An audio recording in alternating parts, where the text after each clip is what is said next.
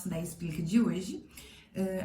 Como eu falei, a gente vai continuar na linha da semana passada, vamos falar mais um pouquinho sobre dor no punho. E hoje, especificamente, nós vamos falar sobre o uso do computador e uma possível relação, tanto com dor na região do punho, quanto também na região cervical. Na verdade, o artigo de hoje, ele mostra uma possível relação, né? Ele verificou uma possível relação do uso do computador com relação às disfunções, né? Principalmente relatos de dor, algum tipo de tendinopatia, tanto na região da cervical quanto do membro superior como um todo, tá bom? Não esquece dos nossos 3 pilares, tá? Da prática baseada em evidência, que é o paciente, o terapeuta e a evidência científica. E pensando nisso, eu trouxe mais uma revisão sistemática. Essa revisão sistemática é de 2010. A revista tem um bom impacto, como eu já falei para vocês a respeito do impacto. E o grupo também apresenta várias publicações na área. Então, esses investigadores têm uma certa experiência pensando na análise de fatores de risco para disfunções ocupacionais, tá bom? Então, na verdade, o que embasa o estudo é que depois, né, quando se iniciou com o uso do computador, né, recorrentemente no trabalho, né, então, nas funções ocupacionais, então, muitos relatos, como eu falei, de dor, né, de disfunção, não só na região do punho, mas no corpo como um todo, né, por conta principalmente dessa postura mais estática e muito tempo sentada e com movimentos muito repetitivos, por exemplo, o uso do mouse. E pensando então nessa relação, né, da ocupação com algum tipo de disfunção, vários estudos foram conduzidos para poder verificar mesmo se existia essa relação de causa e consequência, pensando em novas disfunções ocupacionais, tá bom?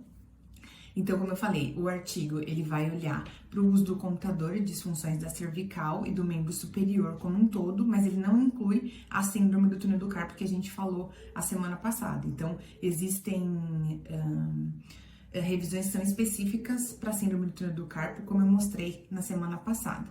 Então, o objetivo dessa revisão sistemática foi revisar, né, a literatura disponível sobre a relação entre o uso do computador, que ele colocou como o tempo de uso do computador, o tempo de uso, né, por exemplo, semanal ou diário de digitação, do uso do teclado e do uso do mouse. Então, ele usou essas 3 variáveis para analisar essa exposição ao risco. E ele comparou pessoas que usavam o computador no trabalho diariamente com pessoas que não usavam. Então, foi especificamente essa população, não comparou com outros tipos de ocupação, como no estudo da semana passada. Foram incluídos 22 artigos. Entre esses 22 estudos, haviam estudos longitudinais que acompanharam, né? Então, fizeram uma avaliação e acompanharam por período de 3, 6, 12 meses, então variou um pouco. Estudos que verificaram o efeito de tratamento, de intervenções, para pessoas que já tinham dor no punho e aí então extraíram os dados dessa presença de disfunção ou não nessa população, e estudos transversais, então avaliaram uma população que tinha dor, que não tinha, e viram variáveis, então tempo de uso do computador, do mouse, como eu disse. E aí, o principal ponto é que os estudos, eles eram poucos estudos na época, né? Então, já faz um tempinho, mas eu gostei do estudo pela maneira que ele apresenta, então, da cervical e o membro superior como um todo. E aí, então, a evidência, na verdade, era limitada, né? Haviam poucos estudos, e dos estudos que haviam, esses estudos eram muito heterogêneos. Então, o tamanho da amostra, os instrumentos de avaliação eram muito diferentes entre os estudos. Então, eu vou falar de cada uma, mas para algumas disfunções não havia evidência forte, né? Uma evidência robusta para poder fazer essa conclusão, essa relação de causa e consequência. Então, com relação à região cervical, eles avaliaram um aumento de tensão nessa região. Então, fica o dia inteiro lá trabalhando, quando você chega no final do dia, sente aquele incômodo, né? Então, esse aumento de tensão. E aí, eles encontraram, né, apesar da evidência ser limitada de existirem poucos estudos, que o uso do computador diário maior de no mínimo 4 horas por dia, ou do mouse entre 15 e 30 horas por semana, ele estava relacionado com esse aumento de tensão na região cervical. Com relação à tendinite no ombro e a tendinite no cotovelo, que a gente normalmente chama de epicondilite lateral, a evidência foi insuficiente para estabelecer essa causa e efeito ou não, né? Mas dos poucos estudos que eles encontraram na época, eles não encontraram associação do uso do computador com o ombro e a epicondilite, tá bom?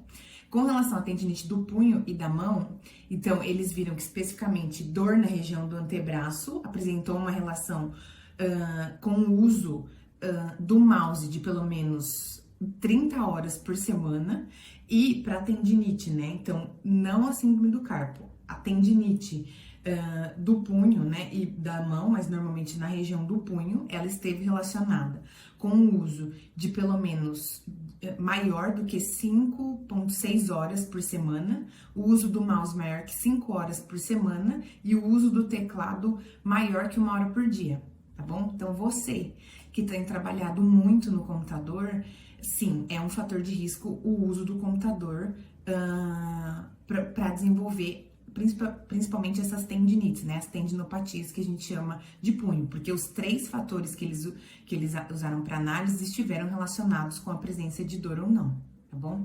Mas e aí, o que eu faço?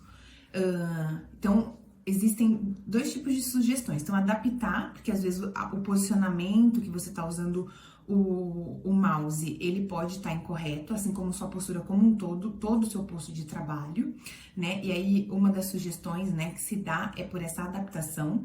Então, vocês estão vendo essa figura, tá?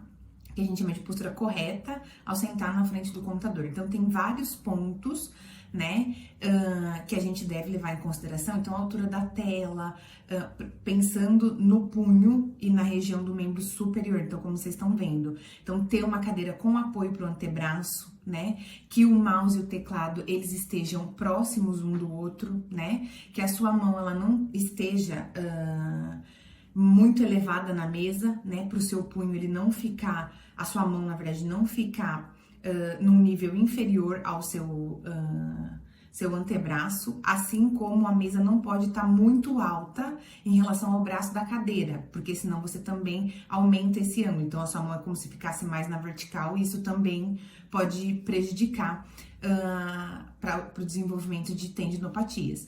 Então, ele dá sugestões, né, como vocês estão vendo na imagem, desde o posicionamento da sua cabeça, dos ombros, a sua coluna sempre apoiada, pensando já na prevenção de outras lesões, o tipo de cadeira e o posicionamento dos pés. Então, nessa imagem que vocês estão vendo, tem um apoio para os pés, tá? Que é bem interessante para deixar o pé relaxado e facilitar também para quem fica muito tempo na posição sentado, o que a gente chama de retorno venoso, né? Então, às vezes a pessoa fica muito tempo sentada e acaba apresentando algum edema. Então, essa é uma forma de prevenir, né, alguma disfunção do membro inferior também. Eu não tenho apoio. Tá? Então, essa é uma outra imagem que eu tenho um pouco mais simplificada. Então, o posicionamento da cabeça, tá? Se o computador ele não puder estar tão alto, né? Tá no nível como da primeira figura, que era o mais ideal, tá bom? Então, a cabeça o mais neutro que você conseguir, os ombros relaxados, a coluna apoiada e esses 90 graus, tá vendo? Então, entre o braço e o antebraço, o antebraço, importante, sempre tá apoiado, né, próximo da mesa de trabalho, e o membro inferior também, então 90 graus, né, ou até um pouco mais entre a coxa e a perna, e os pés apoiados, se eu não tenho aquele plano inclinado que eu mostrei para vocês na primeira figura. Tá bom? Então, essas são 2 sugestões para vocês poderem adaptar na própria casa de vocês, o posto de trabalho. E um outro ponto são as pausas ativas, né? Inicialmente, elas foram descritas somente como pausas. Então, o ideal é que a cada 2 horas que você trabalha diariamente sentado no computador, que você pare de 10 a 15 minutos. tá bom? Então, se você só parar entre 10 e 15 minutos, isso já vai te ajudar muitíssimo na prevenção de lesão e em desenvolver mesmo um quadro de dor, tá? Mesmo que pontual. Mas os estudos mais recentes, eles mostram que o ideal é fazer uma pausa ativa. Então, um alongamento, uma posição de contração muscular, tá? Então, algo um pouco mais ativo. E caminhar, né? Dar uma caminhada na cozinha, se você tá na sua casa, come uma fruta, alguma coisa assim. Então, sempre associar esse tipo de intervalo, tá bom? Como eu disse, lembra da postura? Então, a gente não consegue ficar o tempo inteiro com a postura perfeita e a gente também não deve ficar com a postura relaxada, né? Essa mudança é o que faz bem pro nosso corpo. Então, pensando no trabalho em casa é a mesma coisa. Então, sempre que puder, cada 2 horas, faz uma pausa, ou uma pausa ativa, que é o mais adequado, tá bom? O que eu tinha pra falar pra vocês hoje era isso, tá? A semana que vem a gente vai seguir, né, com o assunto do punho, e aí vamos falar, né, a respeito de quais intervenções, né, se eu tenho já um quadro de uma doença, de uma dor que é um pouco mais crônica, o que eu posso estar fazendo, quais são, né, as intervenções mais adequadas. E depois a gente vai seguir também com um estudo que fala sobre o uso do celular e a possível relação com o aparecimento de dor no punho e na mão, tá bom? Se tiver alguma dúvida, deixa aqui pra gente e alguma sugestão, assim como alguma sugestão, tá bom? Espero vocês na próxima semana e tchau!